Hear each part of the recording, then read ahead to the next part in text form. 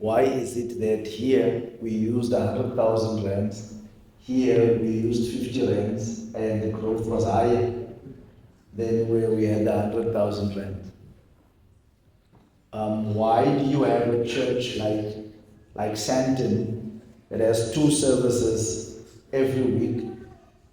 I got up to preach, and in fact, when I came there, it was just after 8, because the first service, people started arriving at 8:30. I got up to preach at 9:45, and we had a full house at 9:45 in the morning. And then after that, there was the lesson discussion, and by 11:30, the house was fuller than in the morning. What's the issue there? People come. 8:30, people are there. Some of you 8:30 this morning, you were still negotiating whether to come or not. You are still negotiating. What are they doing? Just as I was walking around, I realized, okay, the pastor has an office. So there's an office here. The church has a manager. So someone is the manager of the building. You want to see the pastor? You speak to the church manager.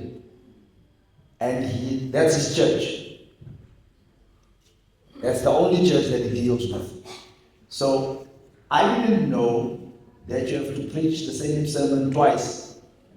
So you preach the sermon for the morning, guys, you mess it up a bit, and then the second time you get it right. So they told me during lunch, you are not supposed to do that. You preached a different sermon the second time. And then I said, oh, okay, please don't expect the pastor next week to also change. The guy worked hard on the one, so let him do the one twice at least. You know, it's unfair. Those of us who preach, we are in trouble. You guys who sing, you sing the same song every week. All these churches where you go, you are just doing this one song. You are known for this song. I can't do that if I preach. I have to change every time. Otherwise, you start getting angry. You was preaching that thing there last week. You didn't do anything of what I said, but you are angry because I'm repeating it. All right. So we hinted a bit in the direction of how the voice of prophecy is used in general by our local churches as a means to an end. And I asked you, if you remember, who has a Bible school coordinator in the local church? And you don't have. So, of the 29 church board functions, one of them is the Bible school coordinator. So there are 29 positions that you can have and more in the church board, but one of them is the Bible school coordinator. And that person is your representative when it comes to all matters VOP. Here in the Southern Africa Union Territory, we call that person a CBS coordinator. CBS is not Mossel Bay registration. We mean Community Bible School. All right? We've also introduced VOP ambassadors, where an individual member who's engaged in prison ministries. I saw Elder Mafuya earlier. He's engaged at one of the correctional facilities. We have Elder Lula Milesbia in Guguletu. We had a graduation, and he had 20 of his neighbors graduating. So he was just studying the Bible with his neighbors. And then his church discovered, okay, this guy has Bible students. Then the elder joined, then other church leaders also joined in. And then when we had the graduation, the church transported them to the venue, the church provided lunch, and now they're going to have their second course that they will be doing. He's also going to start a series of meetings in Crossroads. Now, if you know Cape Town, you saw how peacefully I was driving behind you. You even left me behind. In Guguletu, I can't drive like that. The minute I enter Guguletu, my driving changes. Yeah. I don't stop at a stop. Don't stop. If the robot is red, I just get there, I check, and I move. If you take long to pass, I pass before you, you get angry, I just pray for you and I keep moving. So, crossroads, Philippi, Kukuletu, those are very dangerous areas. So when I first started pastoring there, I was driving like a Christian, very nicely, stopping. And the elder called me, "What is it? I see you are stopping at the stop. We are going to do home visitation here. You can't stop here. If you stop, those chaps will come and take the car. You and the car will be taken at gunpoint and all of that." Then I started noticing, not even the police are stopping. Then I said, oh, even them, they are afraid. So the police, they're also afraid. So when you are there, you are in trouble. So we have a VOP ambassador working in some of those areas, ministering to people in their homes, because God has people who live there. And we can't, run away from there. So, since you don't have Bible school coordinators, we have to now take you through the process. Let me see if the range, now it looks like it's too far. You can take us to the next slide. You're going to work. So I'm going to also do what Pagade did by telling you about what Ellen White is saying. She wrote in 1888. What is important about 1888? What's important about that year? You remember? The whole debate over righteousness by faith. You remember that with Wagner and Jones, where that was a hot GC session, where Mrs. White had to step in because the brethren were really giving it to each other in front of everyone there. So she writes and says, "Your work may accomplish more real good than the more extensive meetings if they lack in personal effort. When both are combined, with the blessing of God, a more perfect and thorough work may be wrought. But if we can have but one part done, let it be the individual labor of opening the scriptures in households." Yeah. Did you get that? Now, because I know you don't use the Sabbath school record cards, I have to remind you to use Sabbath school record cards.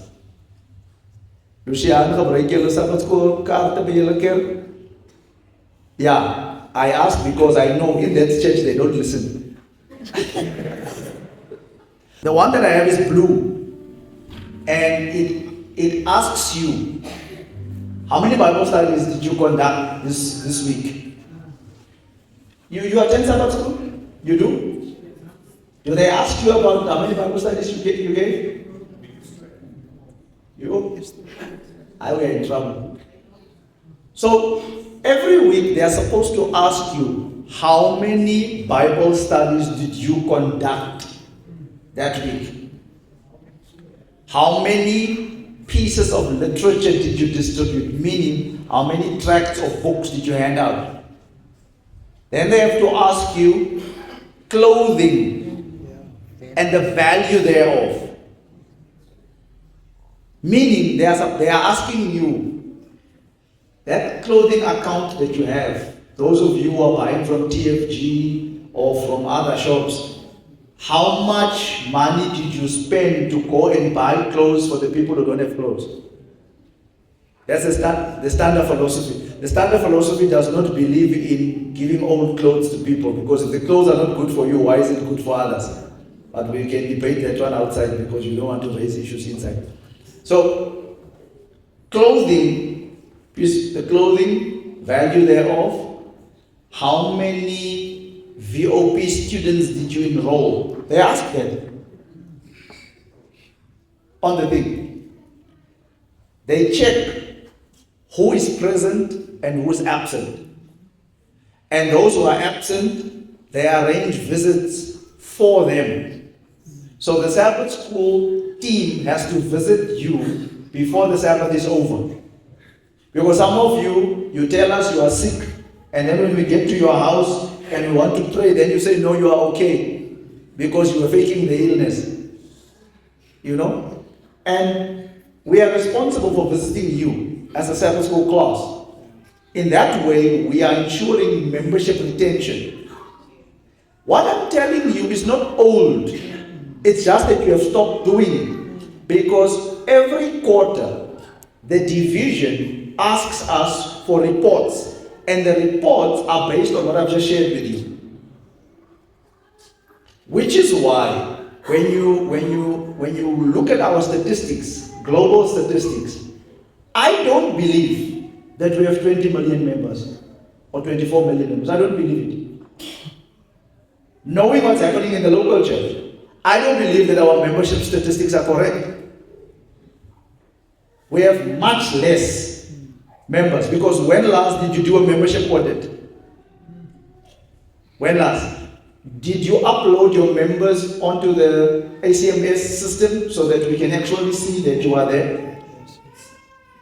People relocate and then they don't take their membership within 6 months. Because if you're going to be away from your church for 6 months and more, you have to transfer your membership. With some of you, your membership was transferred, isn't it? But the church that received your membership never sent a letter of acceptance to the other church. And now you are the elder at that church. If this church that received you did not send a letter of acceptance to the church that sent you within 6 months, it means you are still a member of that church. And they have to start the process. Are we okay? Some of you are now wondering, am I a member at West Polo? Where's my membership? Leave it now, you are the elder, leave it. So we are saying, every week, we are actually checking on the health, the spiritual health of the church, every week. Every week we are asking you, are you engaged in mission? So to us, mission is not an event. It's what we do every day. Because on a weekly basis, we come to report back. I studied the Bible with people this week. It's what we do. In that way, we don't need serious budgets and subsidies to do what we have been called to do. Because I'm doing it. At my workplace, on the bus. Do you still have the nice buses here in PE where it says, do not throw stones at this bus. Your mother or your family member might be inside here.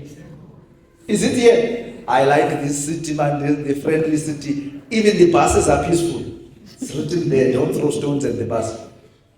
Okay, so let's move to our next slide. When we say community Bible schools, we are going to ask, what is it? We're going to explain how to run them. We're going to deal with the operations.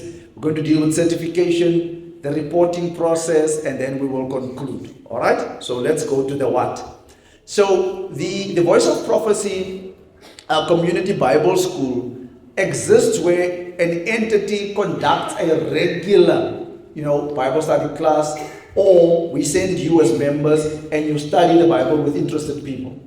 All right? So your local church board will take an action to establish a community Bible school, and then they will run that Bible school, and the church board will receive reports in their monthly board meeting that our Bible school is functional. Let's have the next slide, please. So, what is it that we do? So if you are running the CBS, you mark the lessons. So you appoint people to mark the lessons as a board. So you do the same way you choose your Sabbath school teachers, you'll follow that process. So you first elect your community Bible school coordinator. That person is a board member, and then we have these people who do the marking, and then it's one of 6 entities that can actually run a Bible school. What are those? Just go to the next one for us, please. So you will have a local church, then your DMC belongs to the TOC. So in the Trans-Orange Conference, you have a district management council. In the Cape Conference, you have district circles. So most of us know what a PLC is it? Now, the district circle is made up of a number of PLCs. So you either have 3 to 4 PLCs and they make up a district circle and they have their own constitution. So you can have a centralized Bible school that deals with all your PLCs, or the PLC can have a Bible school that services all the local churches. If you have an Adventist school, your Adventist school can then, through its school board, establish a community Bible school, and then they enroll the learners. The TOC also has zones, all right? So that language includes the Trans-Orange Conference because we are part of the SAU. Can we have the next one, please? So you have 2 models. So either we mark the lessons, meaning you enroll the students, you send in the names of the students, and the students, the lessons are marked in Cape Town. And you receive the lessons free of charge. I thought you were going to say amen. So the lessons are sent to you free of charge. Okay? But we don't send you a full set of lessons. We send you sometimes number 1 and number 2, or number 1 to number 6. Why? We have seen that in certain instances, local churches take their lessons and they go and dump it at people's homes. So they go dump it there. There is no continuous engagement with the people. Why? The interest is in having a graduation. We're not interested in graduations. Our interest is in you engaging the person and sharing God's word with that person. And for you also to develop a relationship with that person. The interest is not the graduation. It really doesn't even matter whether there's a graduation or not. What matters is that that person would have had an encounter with God through his word. Are we okay? All right, so if we mark it, you don't pay. Let's go to the next one, please. Now, one of those 6 entities who have voted the thing into existence will then tell us that this is a community Bible school, and then mention a church. What is your church's name now? Summerstrand. So it will be Summerstrand Community Bible School. All right, so you use the name of your church, and then you will have Summerstrand Community Bible School. So in Pietermaritzburg, there is the Trelawney Church. We started having a challenge with them. So they'll place an order for lessons, and then just as the order is about to go out, they'll send an email. Please change your order. Do this, the other. So I called the pastor. I asked the pastor, what's going on? Your people are changing the order. Every 5 minutes they're changing the order. Then we have a meeting. Then we had a meeting. And we discovered in the meeting that we actually had a good problem because they have a notice board outside the church. And on the notice board, they are advertising free Bible studies to the community. So every week, they would have new students enrolling, meaning the minute they have the order ready and we are about to send the order, they have new students. Some of the people who were already enrolled would go home with their lessons. They get home, the husband says, oh, this looks nice, give it here. The wife starts complaining, he says, you will go back to that church and get more. And so they had a good problem. Why? Because they were marketing their Bible school. And everybody would pass there, would see. Here's the thing, they'd send a WhatsApp message and they would be enrolled. And now their Bible school has an annual graduation.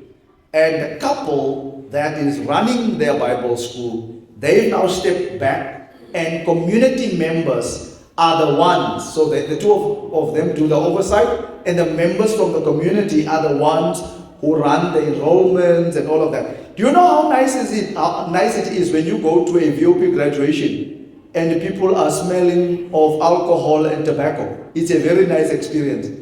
It means that the word of God is impacting people, and those people come with their families there, and the husband is half drunk but he's here.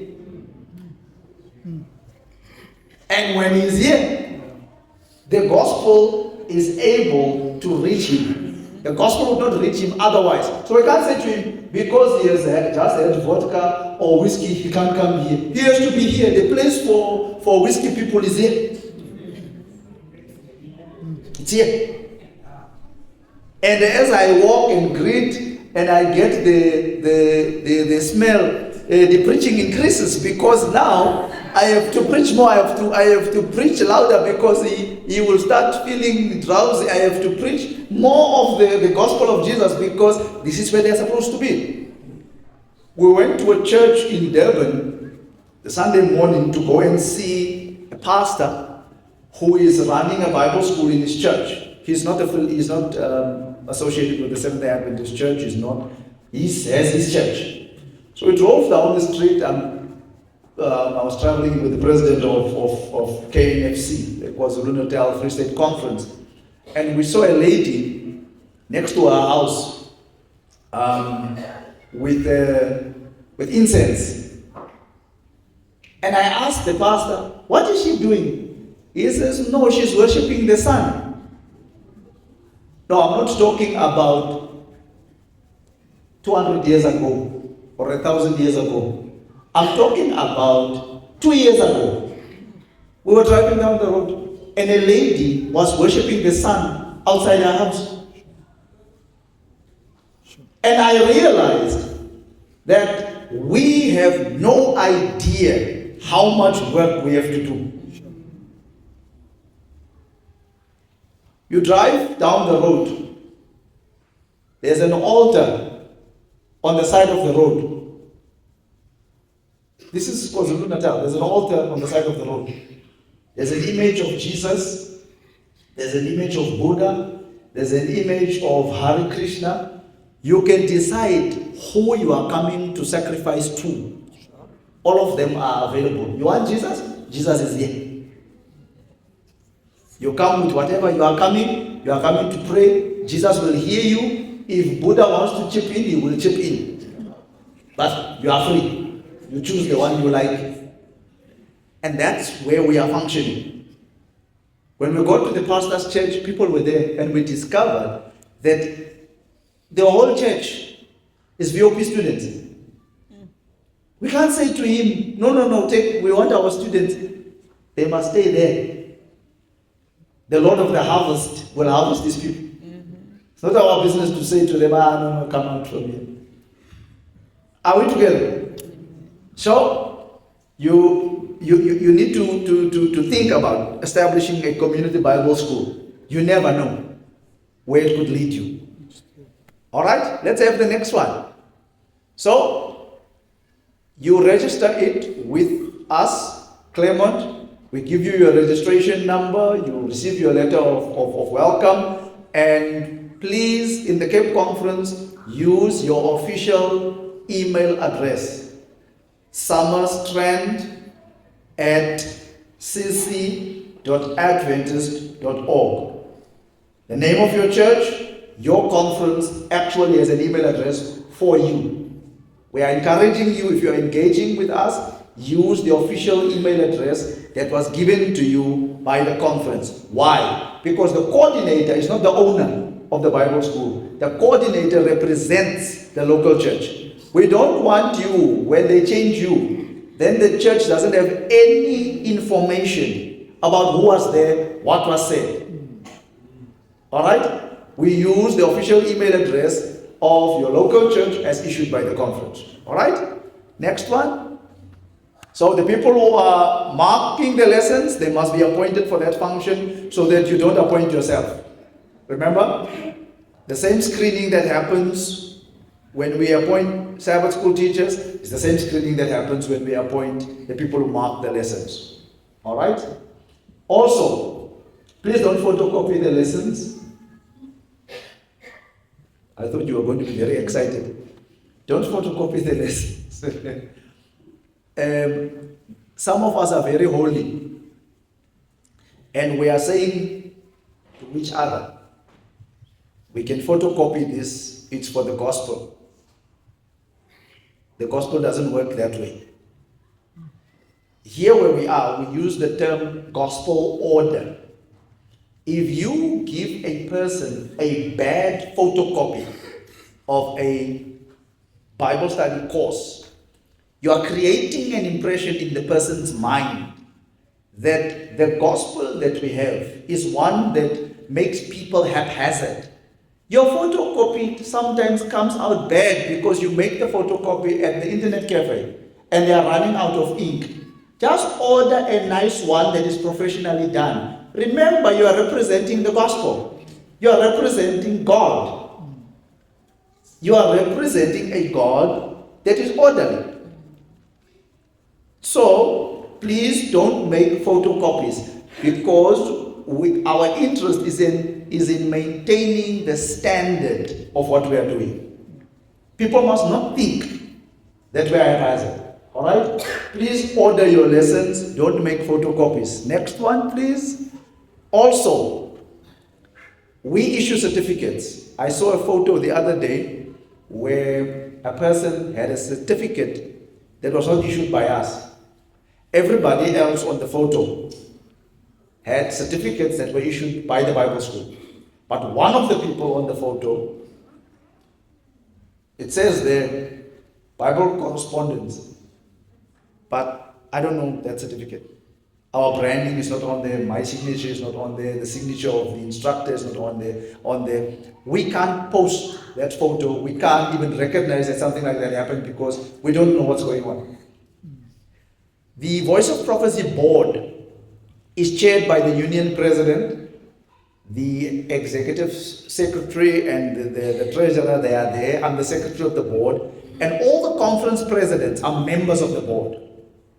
So we report on what's happening in South Africa, on the island of St. Helena, in Lesotho, in Eswatini, and in Namibia. So one day as I was reporting, one of the presidents asked me, but why did I not report on a graduation that happened in his conference? Then he sent me the photo. Then I said to him, I can't report this. I don't know what those certificates are. I don't know who issued them. I can see there is a graduation. I don't know where they got the certificates from. I don't even know that there was a graduation. Somebody hosted a graduation in the name of the Voice of Prophecy, and you want me to report it. What am I reporting? I don't know what happened there. Can't report something that we don't know about. And you will see later on when we deal with reporting. Churches get angry with us when we deregister them for not reporting. Adventists have a bad reporting culture. That's why I told you earlier on, I don't buy the numbers. When you say we have 20 million members, 24 million members, I don't buy that because local churches don't report. You're telling us you have 500 members. According to Sister Leslie there in the office on the ACMS, you actually have 15 members. But according to you, you have 500 members. Why is it that they have 15 and you have 500, you don't report? We can only record what you report. Do you see what's happening? So we issue the certificates, and we are encouraging you not to photocopy them also because we put a student number on there. We generate the student number, we put it on there. So that if you relocate and you want a reprint of your certificate, we just go into the system and we go to your student number and we send you a reprint. Now you are going to say, no, but my name is there. Do you know that if I now were to go into the student portal and I type in Johannes Yankees, there will be 20 of them. One day I searched Eugene Carolus. There were 10 Eugene Caroluses on the system. All different people. Don't think your name is unique. Your name is not unique. Even your name and your surname together could give us 100 people, and they are not referring to you. They are referring to another Johannes Yankees. There is not you. That is why the student number is needed. If you want a reprint, we go in there, we can see you've done 3 courses, you've done 6 courses, you've done so many courses, and then we send you your certificates. Are we still together?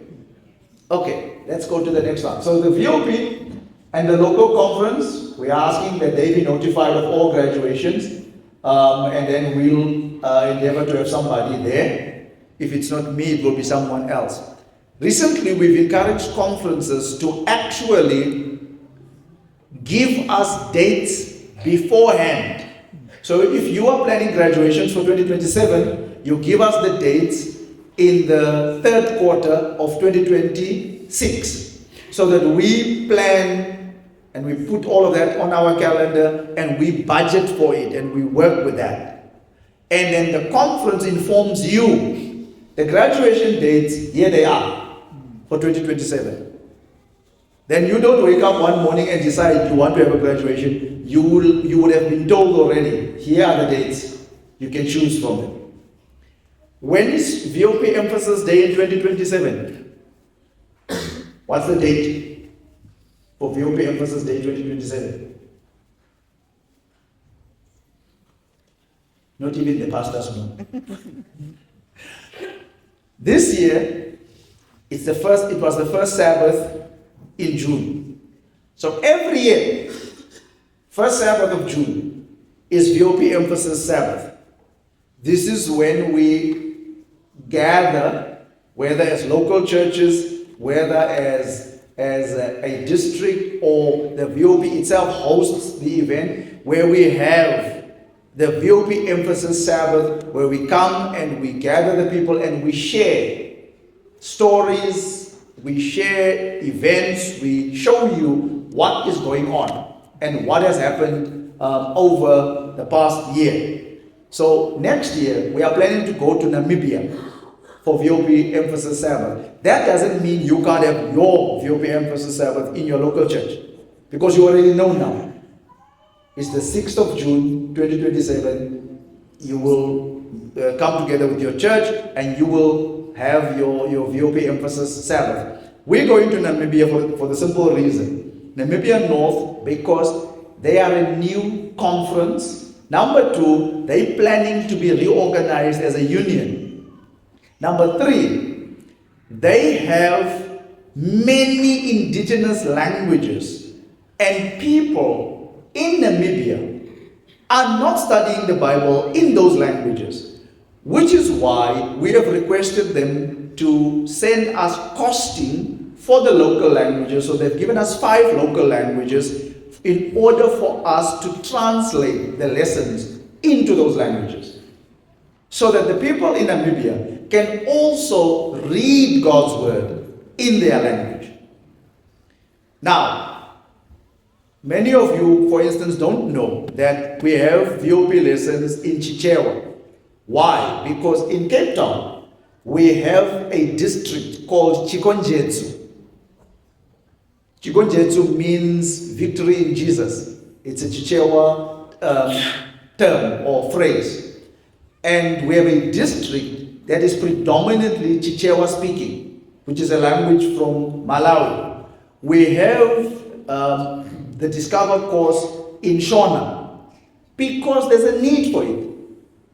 So whatever languages are required, we get the funding to translate.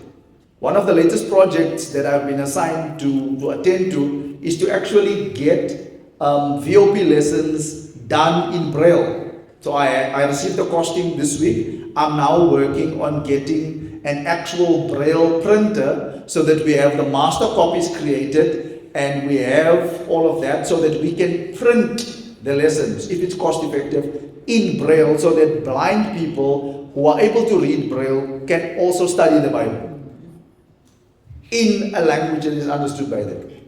We have South African Sign Language. The Discover course was recorded on video, and it has Afrikaans subscript where people can actually hear or see the Bible study in South African Sign Language.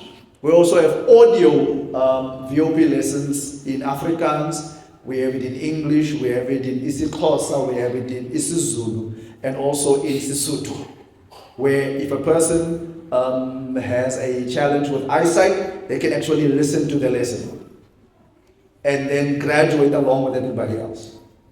Are we okay? So we thought let's bring you up to speed with what is happening. Any questions or comments thus far? So that I don't talk. Yes, ma'am. Or you are raising your hand on her behalf. You are a good advocate. Yeah, use your preacher's voice, eh? Thank you for the information. I've been getting to know who's behind your team. I think from my church, we've been doing Bible study, those Bible studies with a couple of people from last week. But we are not community registered as a church. We've been given a box, and we've been taken from that box doing studies. It has been difficult to get the closer lessons. Very difficult. Now that you have brought in that point that you can register, the other thing that I wanted to raise is it is a mission to apply and they come back and you send them back and they take it. People with the recent ability the studies continuously, because I'm telling you, to study with someone who doesn't pay it is no child's play. You can get up to 4 weeks trying to get one lesson done. Because we get them this week, probably we have only 1 weekend or few days, depending on their routine as well. And they'll tell you, I didn't do, but I've read the lessons, but they didn't get to finish or answer the questions, and then they want to take another week. Is there a certain time frame or certain lessons that you would say is real to get up to lesson 13? Yes, we can do a graduation, and then we can continue to finish, or you want all those 27 lessons. Why am I asking? Just to get to lesson 13, it took about 3 months.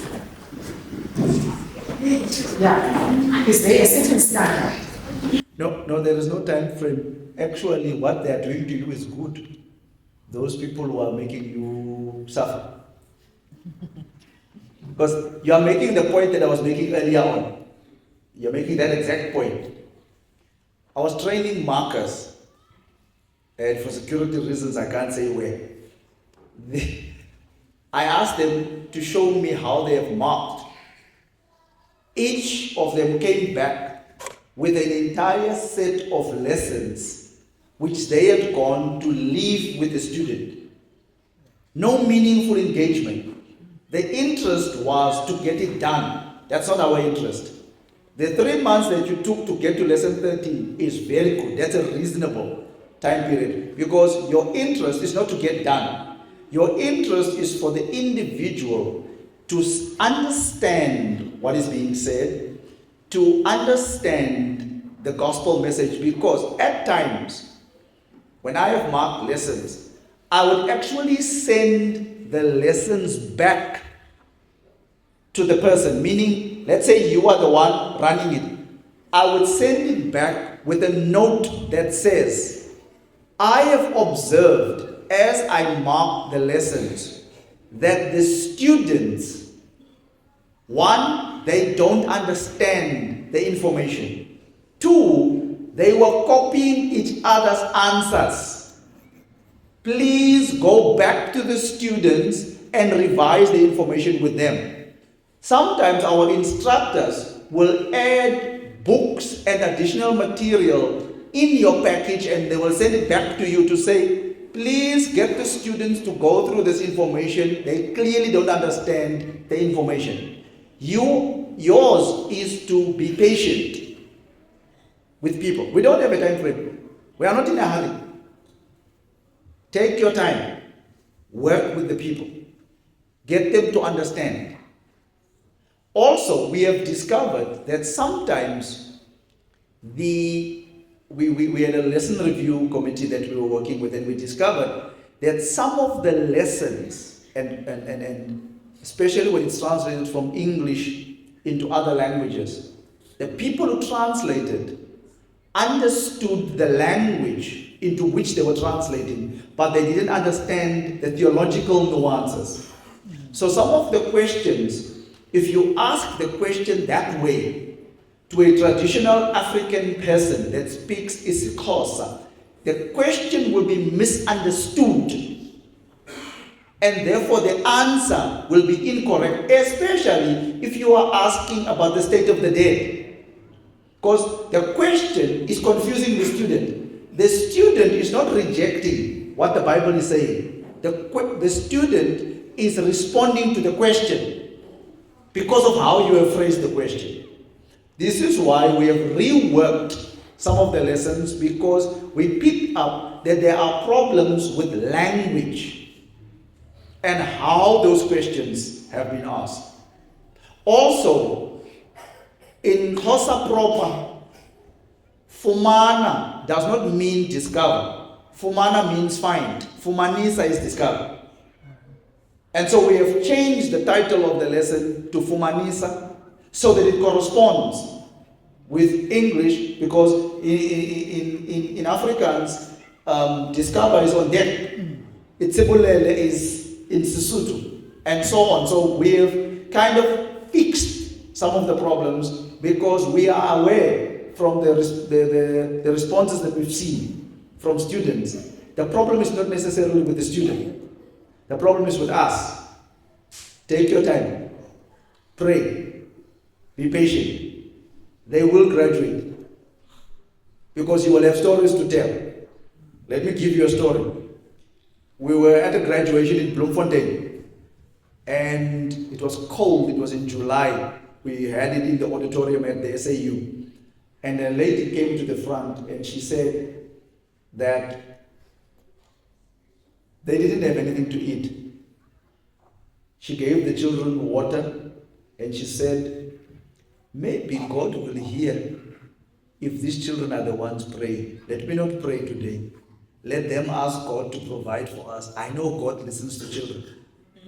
And the kids prayed, God, please provide something to eat. We still have to go to school tomorrow. She said, when they said amen, she went away from the kids and the notification came in. And money was there. She went to the shop of my friend. You know my friend? She went to my friend's shop, she bought food for that night and for the next morning. And she said to us, she learned to trust God when she saw how God answered the prayers of her children. To her, up to that point, it was mostly, I'm studying the Bible with people. Now I am being put to the test. Because my children are seeing me studying the Bible. They can't understand. They are busy with this. Now, we don't have food. And God provided. Take your time. I was in Lesotho. The lady was speaking in Sesotho and the pastor wanted to interpret. I said, no, don't interpret. Let her talk. You will tell me afterwards what she said. She had planned to kill herself. And then she greeted the neighbor. And the neighbor invited her to study the Bible. And the day when she told this story was more than a year later. And she told us, God used these Bible studies to save my life. Because on that day, I was getting ready to kill myself. It was going to be the end for me. Don't be in a hurry. Take your time. If you have a problem with the language or whatever, speak to Pastor Pagade, speak to your local pastor. We have multiple languages that are available. For people who want to study online, the online options are there when you go to BibleSchools.com and you choose your language. When the system picks up that it's from South Africa or Southern Africa, they reroute it to us because it's hosted by our sister entity in Canada. So it's sent to us and we will see that there's a student TP. Be patient. We are praying for you. Pray for your students. It's hard. It's very hard. And mind you, people who are studying with people are volunteers. And because you are a volunteer, it's even worse because you are a voice crying in a lonely wilderness in your local church and no one is seeing the vision. It's only you who's seeing it. But don't stop. Continue.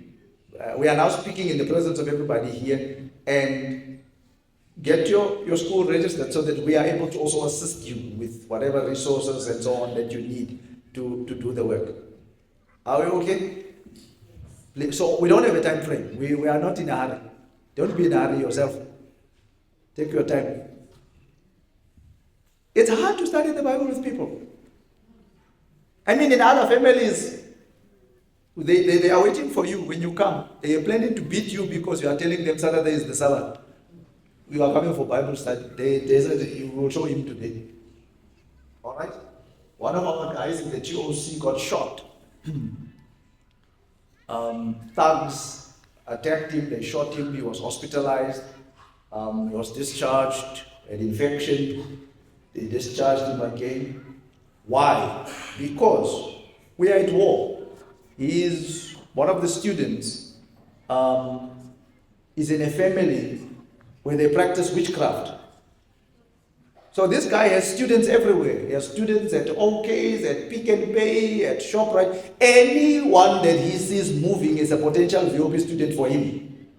So he went and enrolled people, and then he sent us a message, please pray. I'm studying with a person that is, with the whole family, is involved in witchcraft. And then shortly after that, he got shot. But he has never stopped. He's got young students, old students, everywhere he has students. It's that important for people to be engaged on the Word of God. Okay, let's see the next one.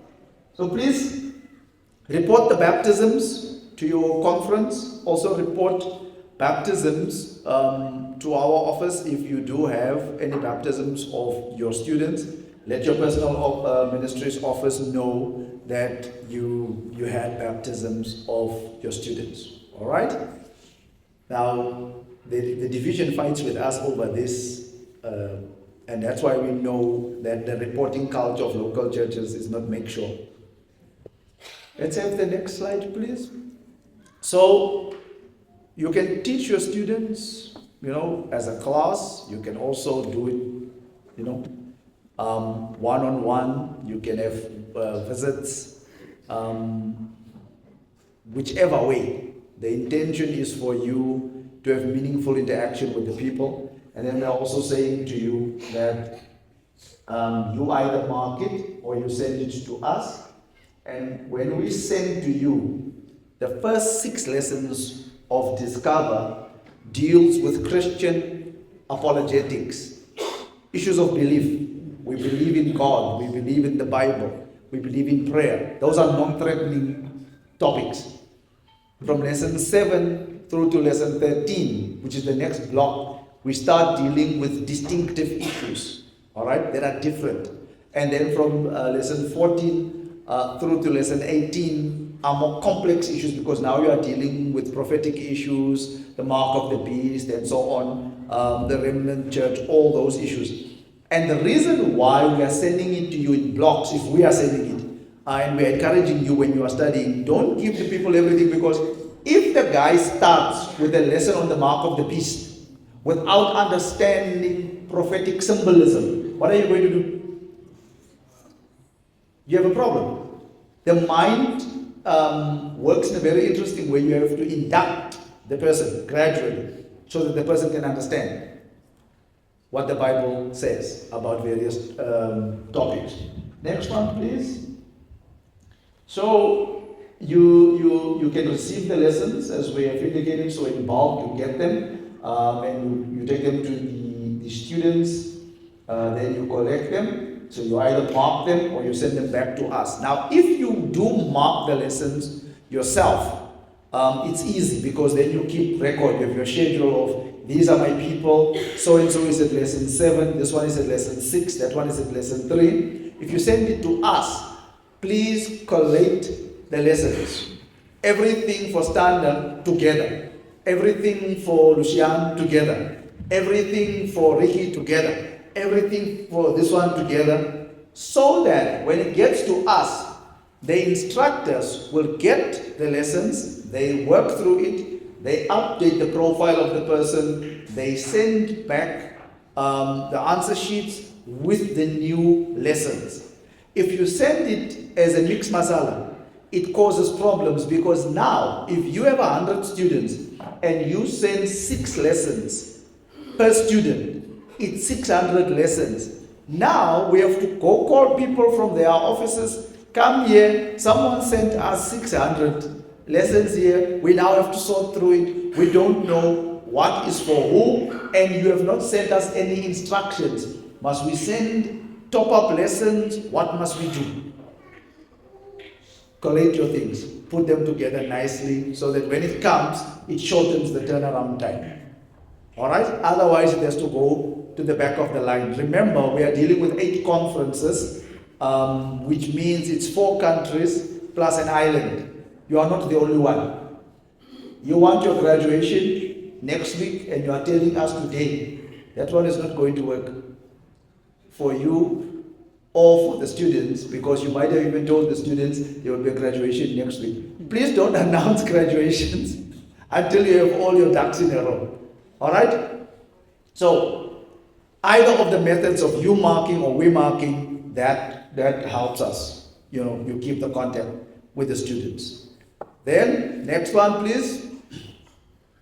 The operator is operating. So, you have the 2 models. Remember what we said to you? So you are either having model A or model B. So you choose the model. Let's deal with model A. So model A, yeah, well, she's taking us back. Model A.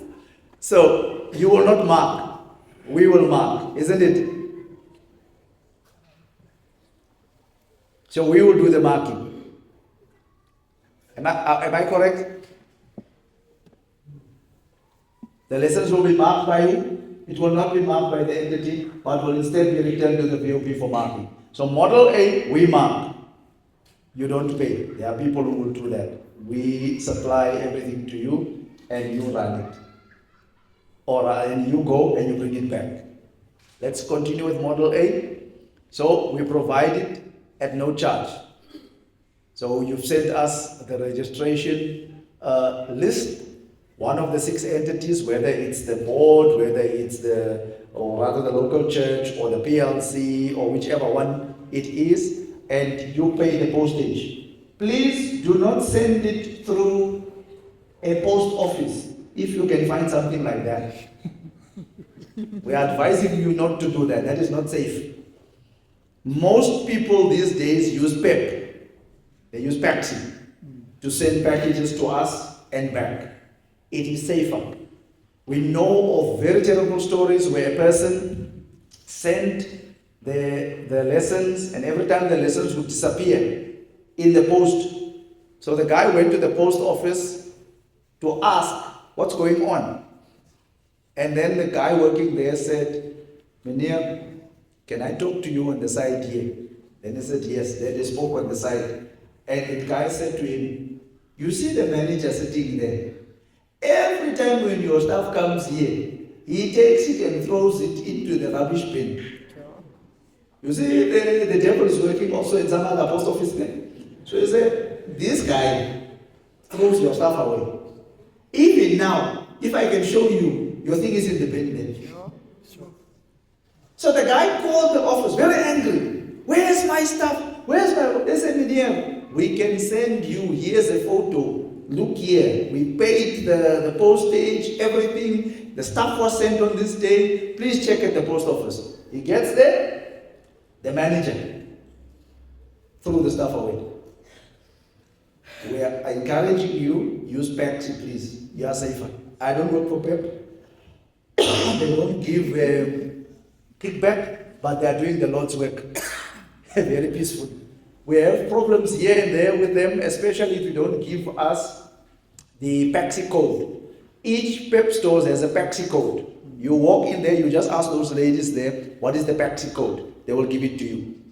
And then when you send your order and you say send it via Paxi, you'll give us the Paxi code, it will go there. Pep Stores is become better than Coca-Cola. It's everywhere. No, I'm not encouraging you to drink Coca-Cola. I'm just telling you Coca-Cola is everywhere. You go Copa, there in Mount Fred, there is Pep there. Epizan, you go, Pep is there. There is a Paxi code. You walk down the streets of Lusaka in Zambia. You think you are walking in South Africa there. It's Kwaito, it's Big Zulu, everybody's singing there. Pep Stores is there. Pep Stores and ShopRite, they have taken over the whole of South Africa, the whole of Africa, for that matter. So we have had very good service with those guys. If you ordering bulk, we usually send it by bus. So we put it on the bus, and the bus drops it off at the nearest depot. You pick it up with your ID, and you move with your stuff. Because then we know the thing is safe. It will not go missing in the post. Okay? Next one, please. That's model 8. So, the form, the electronic form, we give it to you. So we've confirmed your registration that you are now a CPS. We give you the form, you complete the form. Now some folks think they don't have to fill in all the information that we ask. Please fill in all the information that we ask you for. Also, some of the churches are very smart. They say to us, okay, give us the list of existing students who are studying with the VOP in a particular area. So you are in Corsten, you want all the VOP students in Corsten. It's not going to work because the POPI Act does not allow us to share people's information with a third party without their written permission. Which is why we have changed how the VOP card is put together. The VOP card now has an option where the person can give us permission to share their information with a third party. So we don't send out the list anymore to anyone. Because if we do that, and the person is visited by you, and they ask, but how did you get this information? We can get into trouble with the law. I am very young. I don't have time to go to prison by this time. All right? Because I will have to account for that.